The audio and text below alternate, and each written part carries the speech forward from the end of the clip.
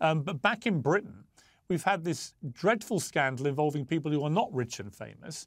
They're just ordinary, hard-working members of the public who were running little post office branches, delivering the mail to people. And because of a faulty Japanese computer system, suddenly hundreds and hundreds of them were accused of fraud because the computers were malfunctioning.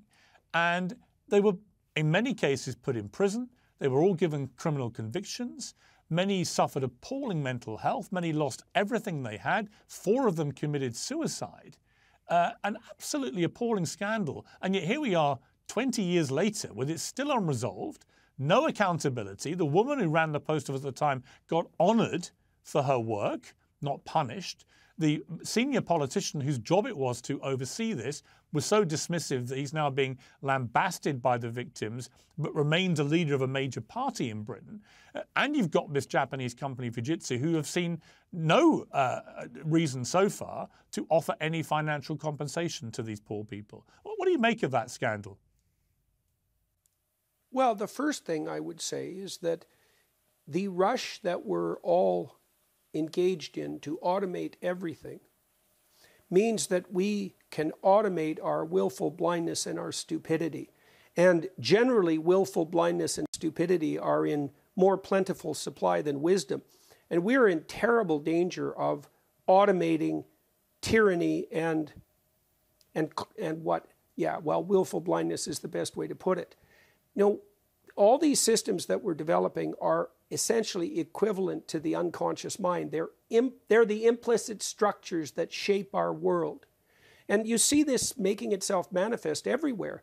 So your country, the UK, is completely covered with closed-circuit TV cameras, right? We're automating, we're risking automating a kind of tyranny that's absolutely unimaginable. And the problem with that is that, especially once you get AI involved, you actually don't know what's being automated. You don't know what biases and errors are being built into the system. And you're foregoing the possibility that those accused by such systems will be able to hold someone human capable of suffering for their sins, let's say, responsible for the injustice. This is an unbelievably major source of current threat. You know, I've been using ChatGPT and Elon Musk's Grok as research assistants continually over the last few months, and they're unbelievably intelligent systems and remarkably helpful as research assistants. It's like having a team of competent master students in multiple disciplines, more or less at your beck and call. But they also lie constantly. They're biased, probably because they've been trained on a surfeit of recent publications. They're politically biased in a way that's absolutely unconscionable.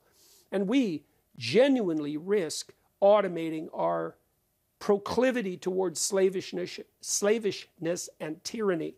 And that's going to become a much worse problem. It's going to threaten us digitally because our digital identities are already controlled by quasi or half-automated machines, and it's going to threaten us directly, as it did in the case of these postal workers. So, you know, increasingly you can't move from country to country without going through a facial recognition system. You know, you're monitored by systems that will increasingly be beyond our understanding and beyond our control. And we have to step so carefully to put those systems into place properly that it's hardly imaginable. And we don't have the legal framework even in place now to ensure that that's going to be possible. Your digital self, and mine as well, have virtually no protection. And as you extend yourself out into the virtual world, that is you, just as your reputation can be destroyed virtually. You're extended now into this virtual space. And who has ownership over the you that exists in this virtual space is by no means clear.